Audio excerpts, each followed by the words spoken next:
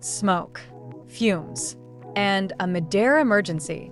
An Air Canada Rouge Airbus A319 had just departed Tampa International Airport, heading for Toronto, when suddenly the cabin filled with an ominous haze. Passengers began coughing. Crew members rushed to investigate. Something was wrong. At 30,000 feet, an emergency was unfolding.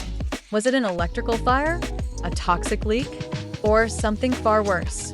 The crew declared a mayday, telling air traffic control, "We have smoke and fumes in the cabin. Request immediate return to Tampa."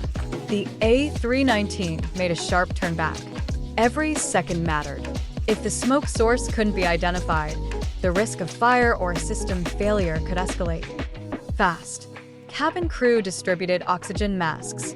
Passengers sat in silence, waiting. With emergency responders standing by, the Airbus landed safely back in Tampa. Fire crews rushed on board, searching for the cause. Thankfully, no injuries were reported. But for those on board, the fear was real. Investigators are now examining air conditioning and electrical systems. Was there a short circuit? Engine anomalies? Did oil or hydraulic fluid leak into the ventilation system? Previous maintenance records. Had this issue been reported before? Was this just an isolated scare or a symptom of a bigger problem? How close did this flight come to disaster? And could it happen again? For now, Air Canada Rouge's Airbus A319 fleet is under scrutiny. Because in aviation, smoke in the cabin is never just smoke.